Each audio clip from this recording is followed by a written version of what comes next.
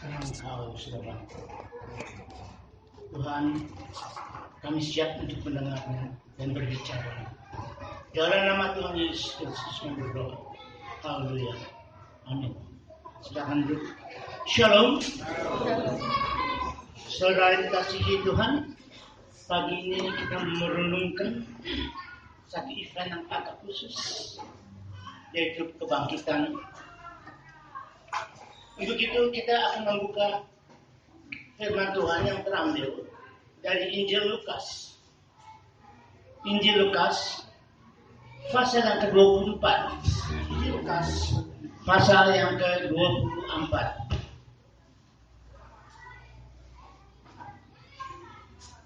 Ayatnya yang ke-13 sampai dengan ke-31.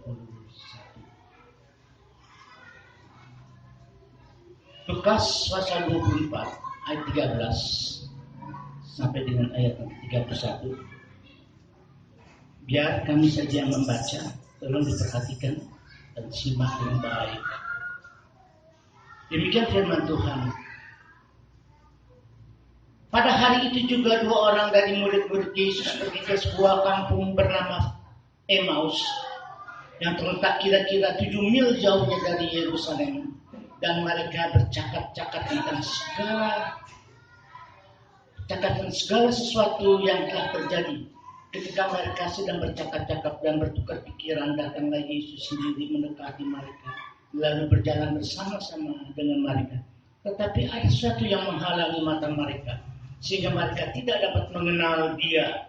Yesus berkata kepada mereka, "Apakah yang kamu percakapkan sementara kamu berjalan?" Maka berhentilah mereka dengan muka muram. Seorang dari mereka bernama Kleopas menjawabnya, "Adakah engkau satu-satunya orang asing di Yerusalem yang tidak tahu apa yang terjadi di situ pada hari belakangan ini?" Katanya kepada mereka. "Apakah itu?" Jawab mereka. "Apa yang terjadi dengan Yesus orang Nazaret? Dia adalah seorang nabi yang berkuasa di dalam pekerjaan dan perkataan di hadapan Allah dan di depan seluruh bangsa kami. Tetapi imam-imam kepala dan pemimpin-pemimpin kami telah menyerahkan dia dan untuk dihukum mati, dan mereka telah menyalibkannya. Padahal kami dahulu mengharapkan bahwa dialah yang datang untuk membebaskan bangsa Israel. Tetapi sementara lewat waktu 3 hari sejak semuanya itu terjadi. Tetapi beberapa perempuan dari kalangan kami telah mengejutkan kami. Pagi-pagi buta mereka telah pergi ke kubur dan tidak menemukan mayatnya. Lalu mereka datang dengan berita bahwa telah kelihatan kepada mereka malaikat-malaikat yang mengatakan bahwa ia hidup. Dan beberapa teman kami telah pergi ke kubur itu dan mendapati bahwa memang benar yang dikatakan perempuan-perempuan itu. Tetapi dia tidak melihat. Tapi dia tidak mereka lihat. Lalu ia berkata kepada mereka, "Hai kamu orang bodoh, betapa lamanya hatimu sehingga kamu tidak percaya segala sesuatu yang telah dikatakan para nabi. Bukankah Mesias harus menderita semuanya itu untuk masuk ke dalam kemuliaannya?" Lalu ia menjelaskan kepada mereka apa yang tertulis tentang dia di dalam seluruh kitab suci, mulai dari kitab-kitab Musa dan segala kitab nabi-nabi. Mereka mendekati kampung yang mereka tuju, lalu ia berbuat seolah-olah hendak meneruskan perjalanannya, tapi mereka sangat mendesaknya. Katanya, "Tinggallah bersama-sama dengan kami, sebab hari telah menjelang malam dan matahari terbenam." Lalu masuklah ia untuk tinggal bersama-sama dengan mereka. Waktu itu duduk makan dengan mereka. Ia mengambil roti, mengucapkan berkat dan memecah-mecahkannya dan memberikannya kepada mereka. Ketika itu terbukalah mata mereka dan mereka pun mengenal dia. Tetapi ia lenyap di tengah-tengah mereka. Demikian firman Tuhan. Saudara dikasihi di dalam Tuhan. Setelah Yesus dibangkitkan, Yesus tidak bangkit sendiri, tapi ia dibangkitkan oleh Bapa. Dan selama 40 hari ia berada di bumi. Dan ia menampakkan diri beberapa kali kepada seluruh murid-muridnya di dalam event-event tertentu. Nah, dari pembacaan Alkitab yang baru kita baca, pada ayat 13 dikatakan, ada terdapat 2 orang murid Yesus yang berjalan menuju ke Emmaus. 2 orang murid ini adalah istilahnya, dia mau pulang kampung, dia mau kembali pada kehidupan yang lama. Kenapa? Ada apa? Apa kaitannya dengan kebangkitan Tuhan? Karena mereka sangat-sangat kecewa. Mereka berduka, mereka menderita sangat. Kenapa orang yang diharapkan, orang yang dibangga-banggakan, orang yang begitu dikasihi, harus mengalami satu keadaan yang tragis? Yesus mati. Ya, sepertinya demikian orang kalau sudah mati bisa berbuat apa? Suatu kesia-siaan. Itulah yang membuat sangat-sangat kecewa. Sangat kecewa. Sekalipun sesungguhnya dari 2 murid ini yang salah satu adalah Kleopas ini, dia sudah mendengar dari beberapa kawan-kawannya yang menyatakan kubur itu sudah kosong. Tapi tetap saja dia benar-benar sudah mengikuti sekian lama. Ya, Yesus tidak lebih daripada orang biasa. Dia harus mati. Dia seperti apa yang dia saksikan, tidak lebih seperti seekor sapi yang disindik, untuk dibawa ke perjalanan begitu saja. Itu yang membuat mereka sangat-sangat, sehingga apa yang diharapkan punah. Tidak ada harapan. What for? Untuk apa? Apa yang diharapkan dari orang yang sudah mati? Untuk itulah yang mendorong dia, udahlah kembali kita ke kampung halaman lagi. Pulang aja lah. Atau saya aplikasikan sebagai, marilah kita menjadi kehidupan yang lama saja. Ikut Tuhan juga. Apa? Tuhan yang mati. Tuhan yang tidak dapat bisa berbuat apa-apa. Itulah yang mendorong. Padahal kalau kita lihat ayat yang ke-21. Padahal pada awalnya yang dia harapkan Yesus itu adalah Mesias. Mesias adalah seorang pembebas yang Allah janjikan pada perjanjian lama kepada suku bangsa Yahudi atau Israel ini, dikatakan akan datang seorang Mesias yang akan memberikan satu kebebasan kepada dia. Tapi apa? Saudara, kita mau belajar dari sini. Ada salah persepsi, ada salah pandangan, ketidakpengertian akan kebenaran firman Allah. Perbuatan nyata, perkataan Allah salah mengertikan. Dia berpikir, dia kecewa. Yang dimaksud Mesias adalah ada seorang pembebas. Yang bebas dari mana? Pembebas dianggap dari penjajahan yang pada waktu itu bangsa Israel dijajah oleh orang Romawi. Dan dia ingin menjadikan Yesus sebagai raja. Itu yang kan sudah dikatakan pada ayat 21. Dia yang hebat, yang luar biasa. Dia punya kuasa di dalam ucap dan perbuatannya, yang di hadapan Allah maupun di hadapan manusia. Itu dahsyatnya. Kok begitu? Nyatanya nggak ada apa-apanya. Dia sama, buat hatinya kecewa. Pandangan yang sangat-sangat tinggi. Nanti kita akan lihat bagaimana tapi Yesus berkata, hei kamu orang yang bodoh. Bahkan ada ayat tertentu di dalam Markus dikatakan, dia tidak mengerti, tapi malu bertanya. Kesalahan pengertian yang dimaksud di dalam firman Allah, melihat Injil yang benar, itu tidak membawa berkat. Bahkan bisa terbalik, membuat kita menjadi kecewa dan akan meninggal. Padahal yang Tuhan maksud, dia adalah pembebas yang jauh lebih bengis, lebih jahat dan yang mengerikan, yaitu dia membawa pembebasan kita dari kutuk dosa. Dia memberikan bebas kita dari mana? Dari alam maut. Dia memberikan kebebasan kita dari kuasa iblis. Luar biasa. Apalah arti? Tapi dia tidak mengerti. Dia pikir dia ingin menjadikan raja. Yang memang dia raja. Tapi raja di atas segala raja. Dia raja atas segala raja. Karena dia adalah Tuhan. Salah mengerti. Saudara, kenapa kita mesti beli atau kita belajar Injil yang benar? Penyimpangan pengertian mengakibatkan membuat kita sungguh dapat menyesatkan. Seperti ini. Itu apa beda? Yudas Iskariot dikatakan bahwa beranjak bernafsu, dikatakan dia katanya mata kita menjual darah Tuhan hanya dengan 30 keping. Tidak, bukan itu, nggak ada harga. Karena Yudas Iskariot juga tahu dan percaya Yesus punya kuasa yang luar biasa di dalam ucap dan perbuatan. Itu yang tahu. Tapi dia mau jajal. Maka dia pancing, dia jual untuk ditangkap. Supaya di dalam kebenaran dia yang tidak bersalah itu, ketika bertangkap, dia akan mempertahankan diri. Dia akan mempertahankan dirinya, sehingga dia bisa menguatkan kuasanya itu. Tetapi apa yang terjadi? Kembali lagi, kecewaan seperti yang dialami.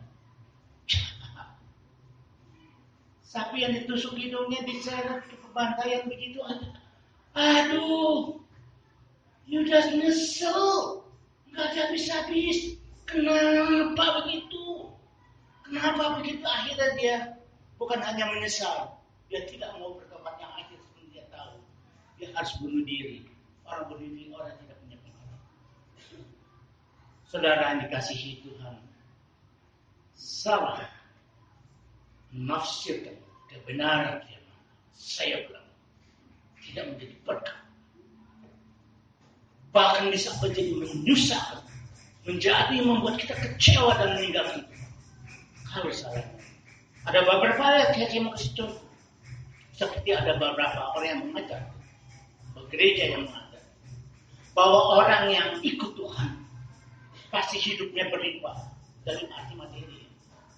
Sebab dia bilang di dalam Injil Matius pasal yang ini ke-9. Sebab dia datang memberikan kau hidup dan hidup yang berkelimpahan. Wah, jadi dia datang untuk memberi kita kelimpahan makin. Jadi kalau orang Kristen pasti diberkati Tuhan, kasih hidupnya berlimpah, akan pernah kita dan menderita. Tapi kalau dibaca lagi yang benar,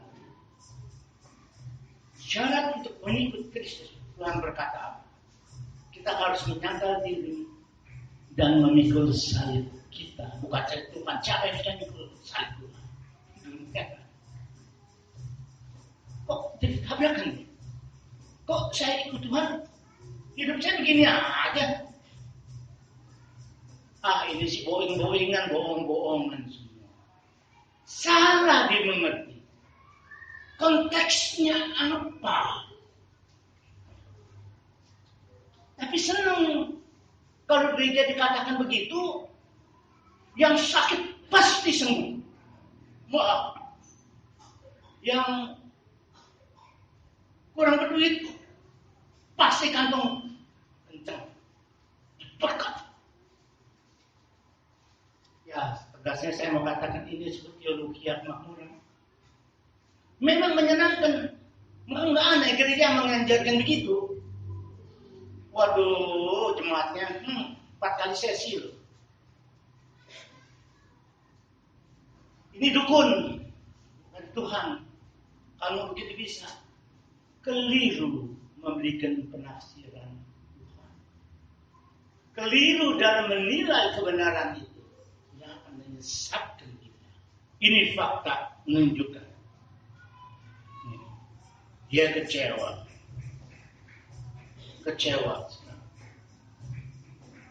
Padahal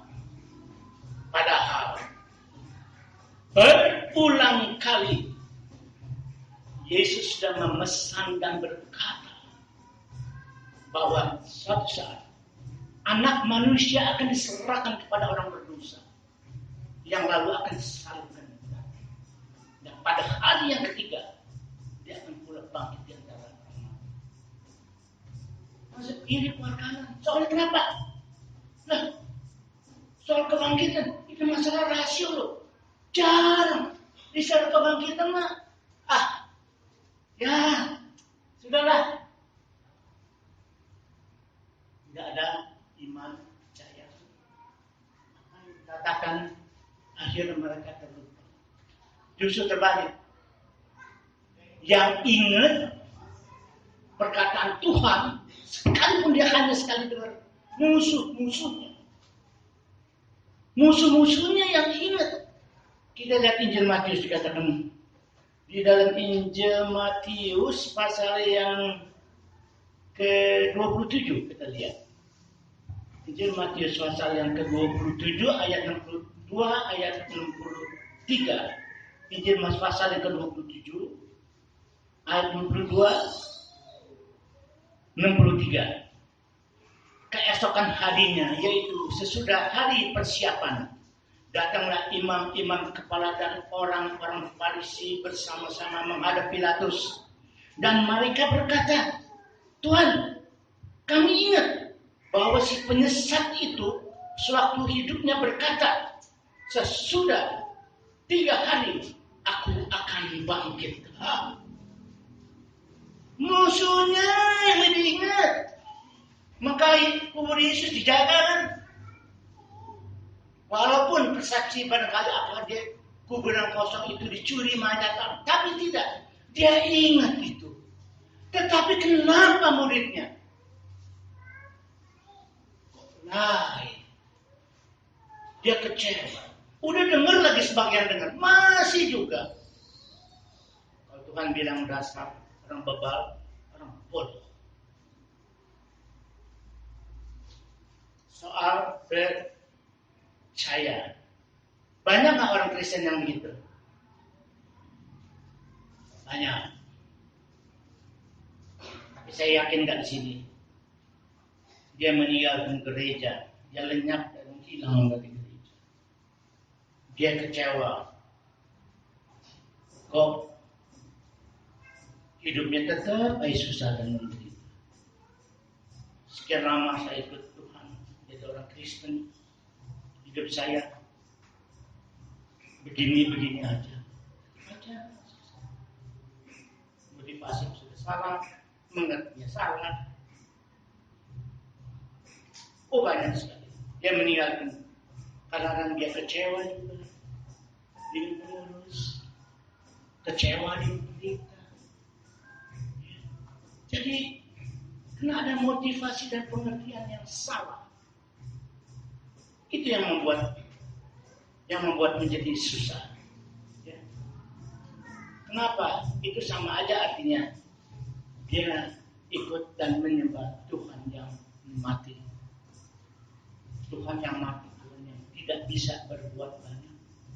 Tuhan yang hari Sabtu, hari Jumat kan wafat. Hari Sabtu dia sudah bersalib. Bahkan rohnya turun sempat kerajaan maut pada hari yang ketiga.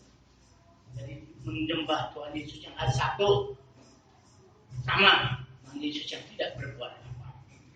Banyak. Selain kasihan Tuhan, ayat selanjutnya ayat 14 dan 15 dikatakan mereka pulang sembari nggak kerutu. Dia berdua bicara. Yang dia bicarakan apa? Ya sesuatu peristiwa yang terjadi. Berita sudah ada di sekitar Yerusalem. Yesus sudah tidak ada di kuburnya. Yesus banyak berbicara. Ada yang mengatakan begini, begitu. Itu bahasa sekarang seperti viral. Ya? Sudah pembicaraan viral. Itu termasuk bahwa orang muridnya ini juga. Tapi dari percakapan yang dilakukan sepanjang perjalanan ini, menunjukkan adanya ketidakpercayaan dia. Dia masih sangat ragu. Kalau dia nggak ragu, kalau dia percaya dia nggak pulang. Waktu dia mau kembali kepada kehidupan yang lama. Terkasihi di dalam Tuhan, keadaan yang begitu masyhur, sulit, menderita, sedih, putus harapan, sepanjang perjalanan dikatakan pada ayat 17, dikatakan mukanya muram, artinya sedih, putus asa. Ya. Saudara yang dikasihi Tuhan, di sepanjang perjalanan di dalam situasi yang tidak nyaman dan penuh dengan keputusasaan, tiba-tiba perjalanan itu secara ajaib dan tiba-tiba dan sekonyong-konyong Tuhan berada di jalan, segera menghampiri dan jalan bersama. Apa artinya? Kesulitan, penderitaan, ketidakmenentuan, segala kesusahan, pergumulan, dia sangat-sangat tahu apa yang ada di dalam keadaan kita yang sebenarnya. Dia bukan hanya tahu, tapi nyata. Dia datang dan menyata. Karena niat mau memberikan jalan keluar. Saudara dikasihi dalam Tuhan, luar biasa. Ya. Yesus bilang ini bahaya. Bahayanya apa? Orang ini akan kehilangan iman percayanya. Untuk itulah dia ada dan dia datang dan menyertai. Saudara, Allah tidak pernah meninggalkan umatnya yang sedang. Itu kita harus yakini. Sehebat apapun persoalan itu, saudara, pergumulan sedahsyat apapun, ingat, dia ada. Dia sangat tahu dan mengerti. Dia bukan hanya tahu dan mengerti. Sebenarnya dia ada di samping kita. Ini yang menjadi bahasan. Ini yang menjadi bahasan. Kenapa? Karena dia tidak menyadari kok. Ini yang menjadi bahasan bagi kita. Padahal dia ada. Kenapa? Pesan yang demikian, sementara mereka bercakap-cakap muncul, tapi mereka tidak menang. Dikatakan pada ayat yang 16. Karena ada sesuatu yang menghalangi mata mereka. Orang ada, nggak sadar, nyolong-nyolong. Firman Tuhan berkata, ada sesuatu yang menghalangi. Nggak sadar dan melihat, nggak ada dan bersama. Ada yang menghalangi mata mereka. Ya, ada teori yang mengatakan begini, dia nggak kenal, karena Tuhan sesudah bangkit, wujudnya berbeda, berubah. Dia nggak kenal, omong kosong bukan itu. Dia tetap sakit. Ada apa? Dia bangkit seutuh. Ada yang bilang lagi begini, ya maklum kan itu hari kan udah menjelang matahari terbenam, jadi dia kagak lihat. Yang buta hati kita ya, nggak lihat, kita lihat ada orang tiba-tiba datang. Kayaknya lihat juga, enggak juga. Sebenarnya bukan yang menggelapkan mata dia tidak bisa melihat Tuhan, bukan karena dari luar, karena alam itu. Tapi yang menggelapkan mata mereka, yang mereka tidak bisa melihat, adalah mata hati. Mata pikiran dia yang gelap. Oleh kenapa? Digelapi oleh hati dan pikiran yang kecewa, yang menderita, yang susah. Itu yang menggelap. Saya kemarin pernah. Hai, ya. Kok dia enggak? Bukannya nggak kenal. Banyak urusan. Kita lihat, belum ya. Siapa ya? Kenapa? Hati dan pikirannya. Hati dan pikirannya diliputi oleh rasa duka yang sangat. Kembali lagi, orang yang diharapkan, yang akan menjadikan raja yang dapat menolong dia, yang mempunyai kuasa yang luar biasa. Ya, selesai sudah. Ya. Ada kata-kata mutiara begini ya, ini bukan firman Tuhan. Ada kata-kata yang mengatakan begini. Kadang-kadang Tuhan izinkan air mata kita kena menangis supaya mata kita bersih, sehingga kita dengan jelas melihat tangan Tuhan yang datang menolong kita bisa melihat itu. Tapi sebaliknya ada juga karena penderitaan dia menangis terus-menerus. Kalau terus-menerus baru belum selesai, sadar lagi terus. Tapi ini juga berbahaya. Kenapa? Kalau air mata terus keluar, mata lama-lama dia kering, malah bukan jadi jelas, jadi buram begitu.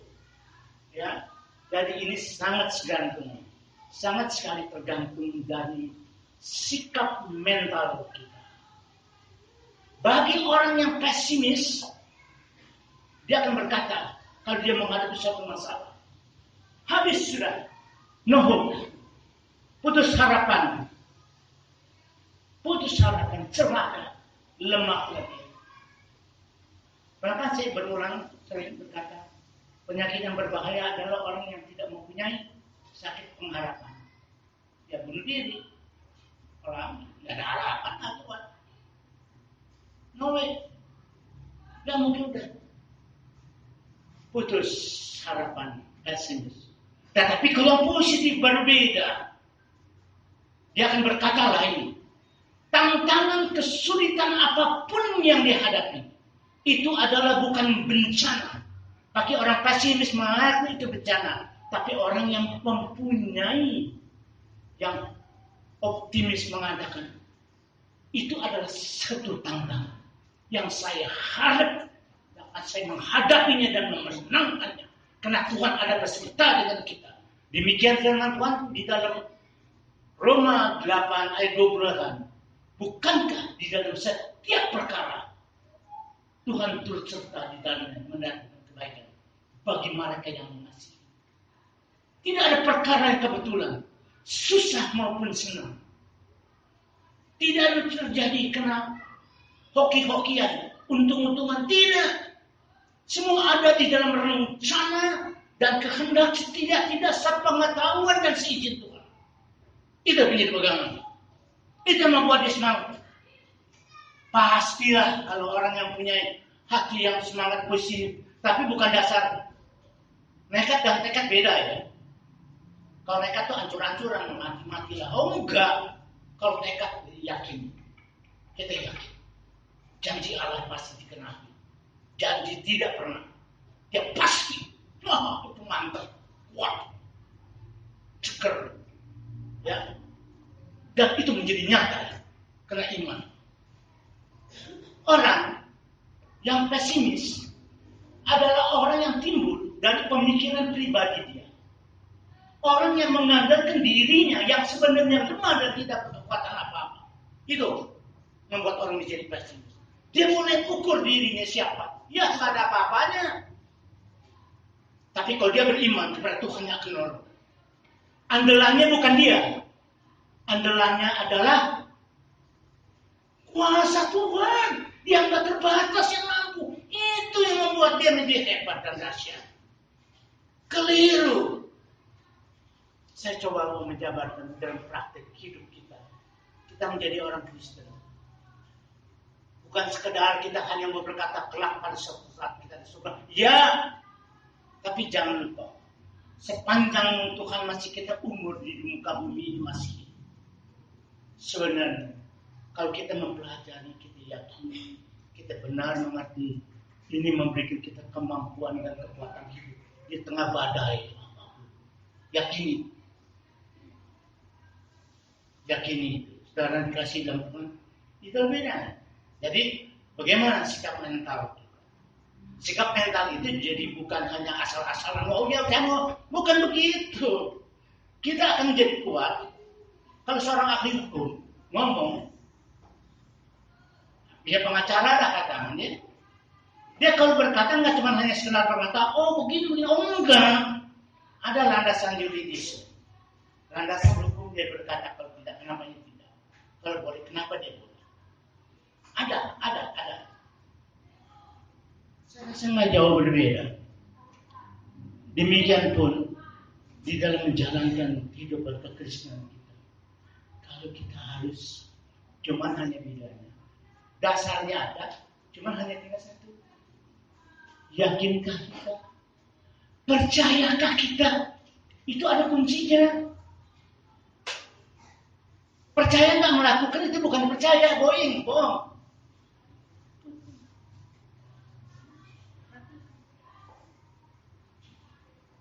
Maka dari kisah yang barusan kita mau bicara ini, kan ada begitu banyak pesan. Ya, begitu banyak pesan. Saya sangat menarik. Ini ada momen yang baik sekali ya.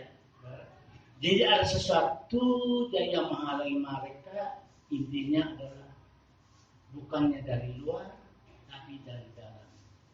Mata hatinya, pikirannya yang membutakan mereka. Kenapa? Hati dan pikiran mereka diliputi oleh rasa kekecewaan, kesedihan, kekesasahan dan sebagainya.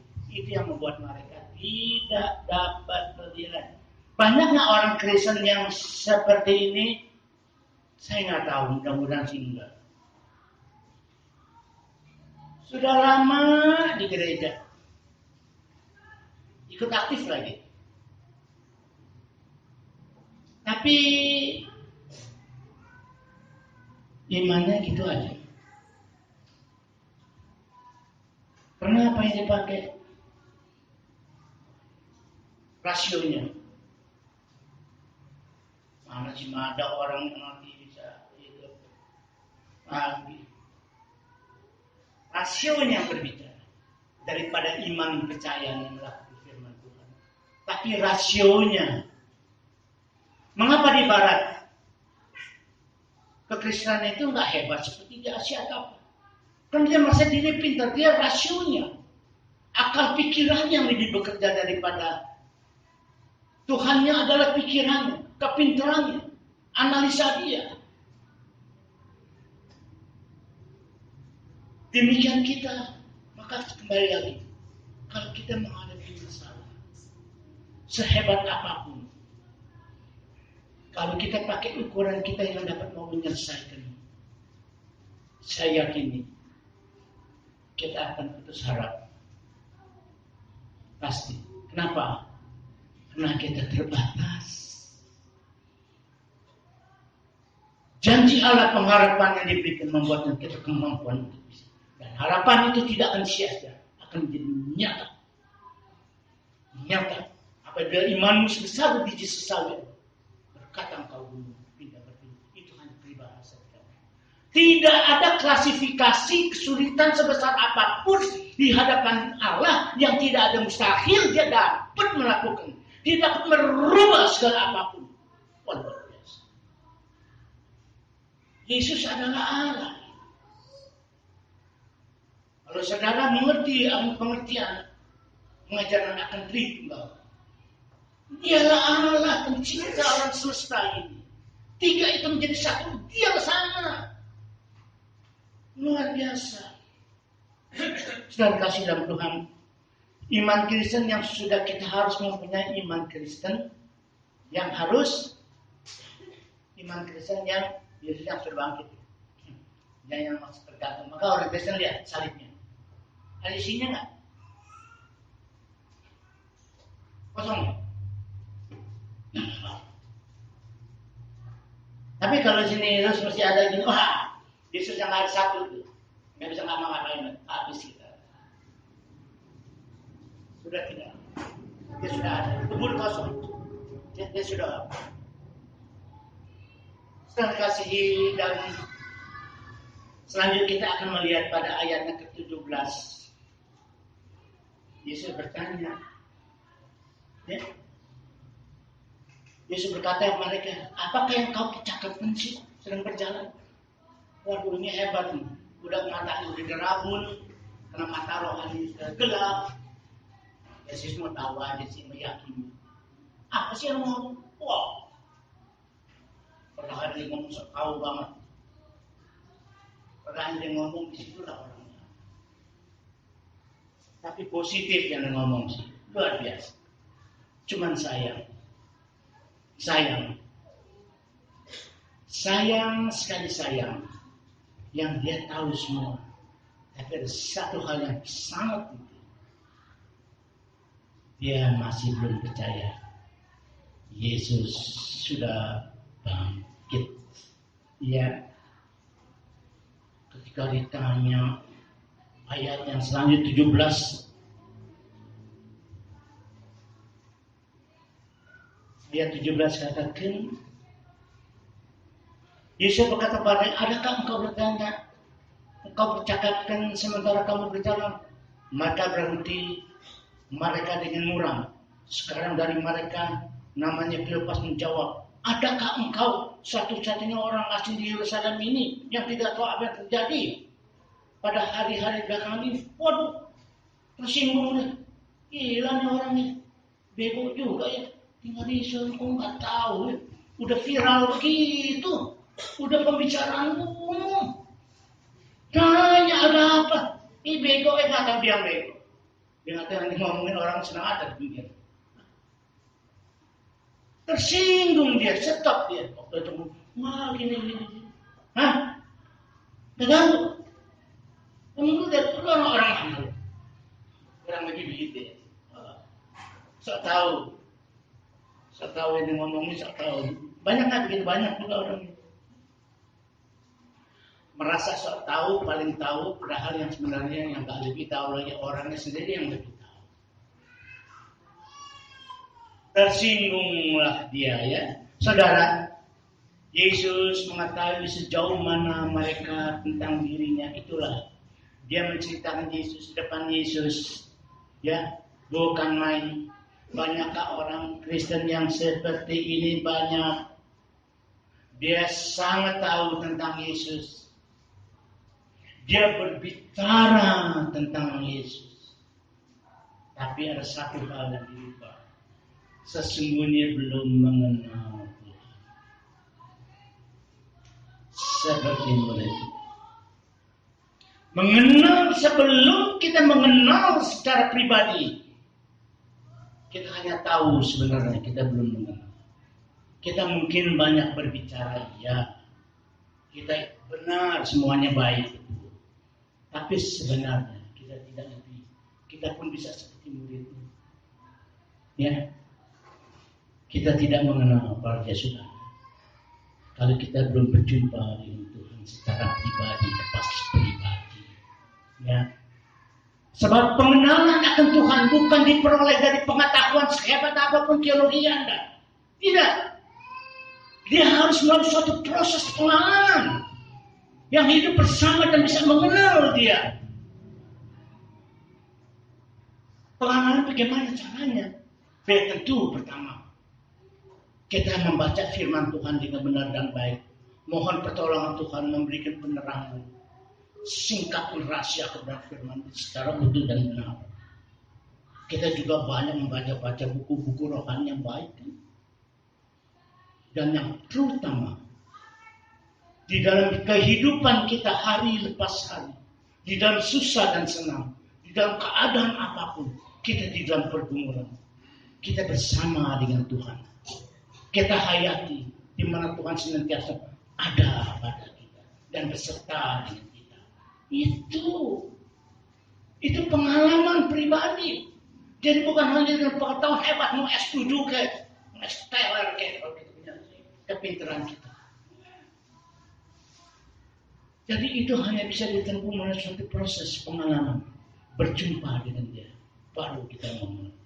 Jangan seperti muridnya. 3 tahun setelah ikut dengan dia. Dia tahu, dia dengar. Tapi pada saat tertentu, dia tidak bisa mengenal. Padahal dia sudah ada dan dekat. Ya. berulang-ulang sekali lagi bahwa anak manusia akan diserahkan orang berdosa, dia akan disalibkan dan mati, dan pada hari yang ketiga dia akan bangkit, masuk kiri keluar kanan. Lupa kembali lagi orang lain, malah musuhnya yang ingat. Iya, sebenarnya nggak geli, itu kurang ajar. Jadi saudara, apa yang melatari belakang sehingga mereka lambat kata hati? Demikian firman Tuhan dikatakan. Kenapa lambat hati? Hai kamu orang yang bodoh. Ya, kembali lagi, kenapa nggak mengerti? Nah, kenapa dia nggak mengerti, nggak bertanya? Kita akan melihat kepada dia tidak mengerti karena malu bertanya, gengsi, ya? Malu, nggak mau nanya. Saudara, kembali lagi, kalau kita nggak mengerti dengan sangat dan baik, ya, di urapan kuasa Roh Kudus yang memiliki penerangan, ini berbahaya. Saya mau ulang. Saya mau kasih contoh yang sangat penting.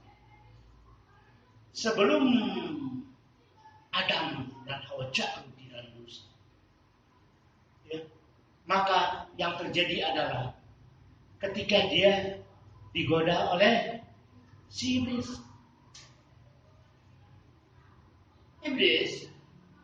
mengintip bagaimana dia mau mempengaruhi, mau menjatuhkan Adam dan Hawa itu. Maka yang dia lihat, kalau saudara kita Kejadian sudah bisa baca, yang dia lihat adalah Hawa. Adam nggak ada, bukan nggak ada, lagi tidur banget di samping, ada dia. Emang di taman itu nyama merah. Tapi Hawa ada lagi sendiri lagi. Maka si iblis datang yang berkata, bukankah Allah berfirman? Jadi yang dipakai Alkitab sama aja ya, bahwa atas buah pohon kebun di sini tidak boleh dimakan. Atas nama Allah dia berkata. Hawa bilang,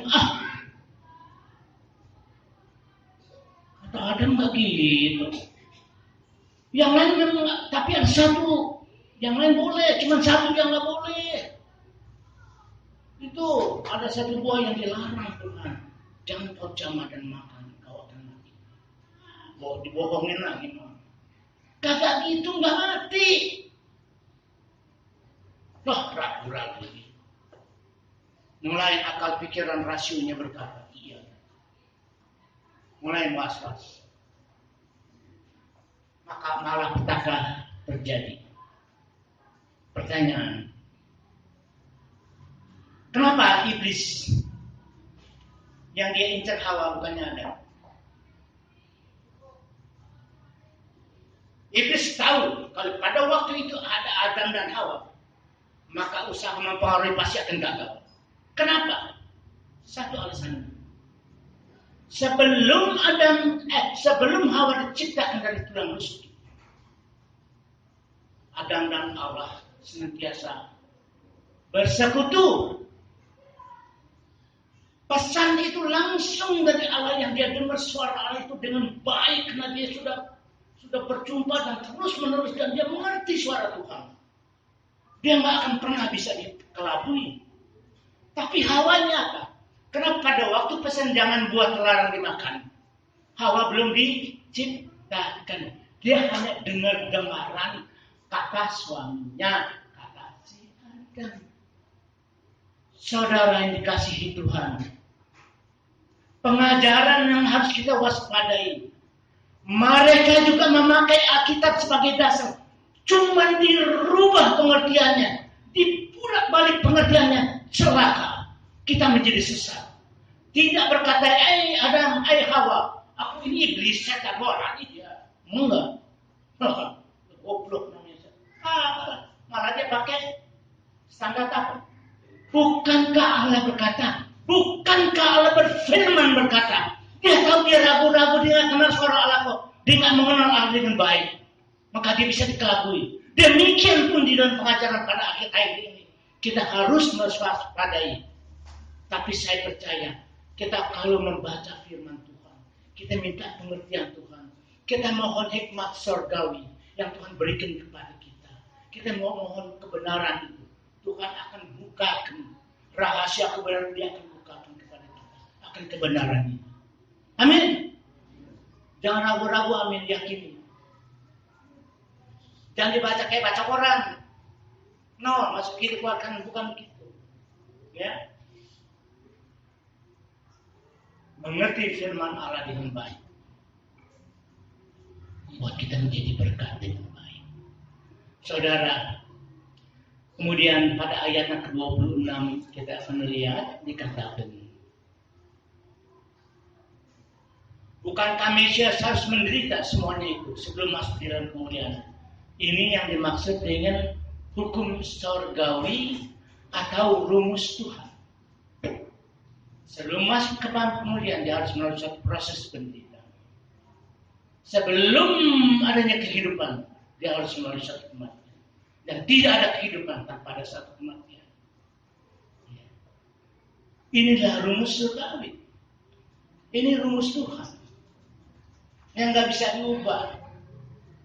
Ya. Tidak ada kehidupan tanpa ada kematian. Itu dimaksud. Kita ngerti tak?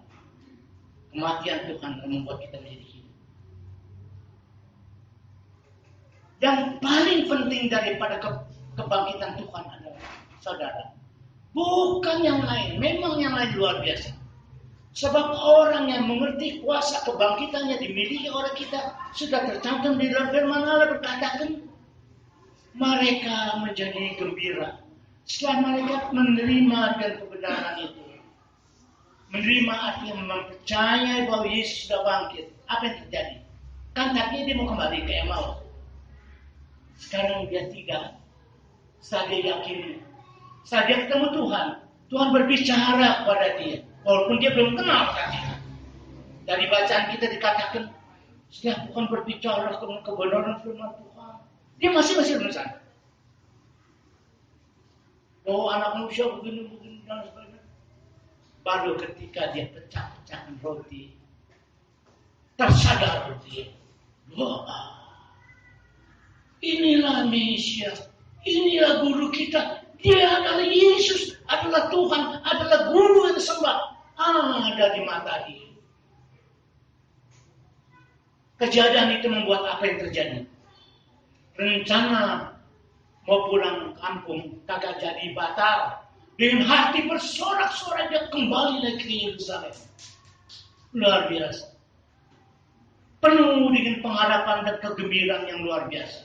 Itu sebagai akibat menyadari ada satu kuasa kebangkitan. Ya. Murid-murid yang sebelum kebangkitan itu penakut.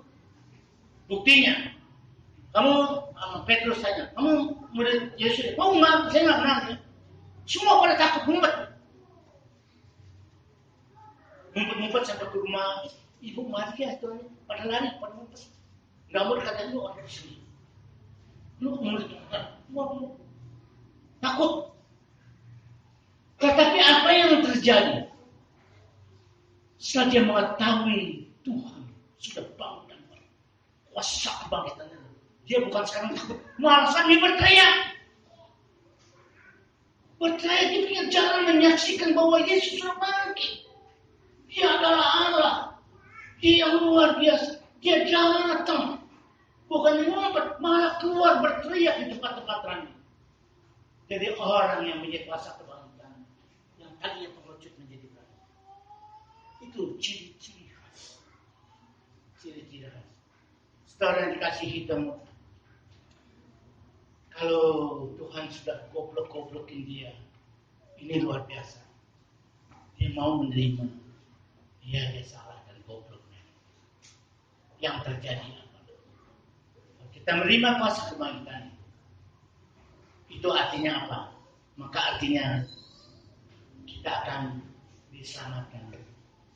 Keluarga kita akan diselamatkan. Bahkan orang lain bisa kita selamatkan. Dan tidak lebih daripada itu. Dan senantiasa berkat Tuhan akan melimpah di dalam hidup kita. Kata limpah harus dipahami ya. Kata limpah bukan berlalu, kayak bukan. Kata limpah. Kalau kata saudara, kata limpah harus diterjemahkan begini. Kalau air kita tuang di dalam gelas, kalau kita tuang lebih mana? Lebih, luber, itu melimpah. Artinya, Tuhan akan memberikan kita cukup, supaya kita di dalam kecukupan kita juga harus melimpah kepada orang lain yang membutuhkan, membantu dan sebagainya. Hidup kita melimpah. Kita akan diberikan satu apa? Makmuran yang baik. Kita akan menjadi semangat, kita sukacita, karena Yesus sudah bangkit. Janji Dia akan menyertai dan menolong kita. Itu yang membuat kita semangat, ya. Tapi kita seringkali enggak. Kalau kita dihadapi oleh suatu masalah, bukannya semangat, bukannya kita kecewa, percuma, ya. Begitu-begitu aja hidup gue kok udah sekian lama. Susah menderita jalan terus. Seraka. Harus kita mengimani, ingat. Di dalam setiap perkara Tuhan menyertai dan ada di dalamnya. Yang membawa kita nanti di kemudian hari kita bertahu. Ada membawa kebaikan bagi kita. Amin. Saudara mau percaya? Oh saya percaya. Nggak usah dijawab. Pasti saudara yakin dan percaya itu ya. Hasil dari pengenalan, hasil dari semua itu akhirnya kita percaya, jadi kita mengenal. Yang tadi kita tidak mengenal, sekarang kita mengenal. Ya, kita membuat menjadi semangat kembali. Jangan putus asa, jangan kecewa. Di balik semua penderitaan apa yang mungkin kita alami, tapi di balik semuanya itu kita percaya kuasa kebangkitan yang akan mengatasi semuanya. Kita tundukkan kepala dan kita mau bangkit berdiri. Bapa di dalam surga, kami percaya setelah kami mendengar suara-Mu, kami mendengar kebenaran-Mu. Oh Tuhan, kami sudah berubah. Kami sudah dipulihkan oleh karena kuasa kebangkitan-Mu. Karena kami sudah mengenal akan Engkau. Di dalam hati kami masing-masing, Engkaulah Tuhan yang hidup. Engkau yang mengerti akan segala kesulitan. Ya Bapa, pilihlah anak-anak-Mu sekarang ini. Begitu banyak masalah persoalan yang dihadapi. Engkau tahu. Kau bukan hanya sekedar tahu ya Tuhan. Kau memberikan pertolongan dan memberikan jalan keluar. Menyatakan kuasa-Mu sejati ya Tuhan. Biar mereka yang sakit Engkau boleh menyatakan kesembuhan. Mereka yang mengalami segala sesuatu, jangan keluar yang Kau senantiasa berikan. Menyata kuasa-Mu sejati kebangkitan itu boleh nyata di dalam hidup. Jika nama-Mu boleh dimuliakan. Terima kasih ya Tuhan. Kau sudah mendengar seluruh doa yang kami sandar dalam nama Yesus. Tuhan yang hidup, Tuhan yang berkuasa. Haleluya.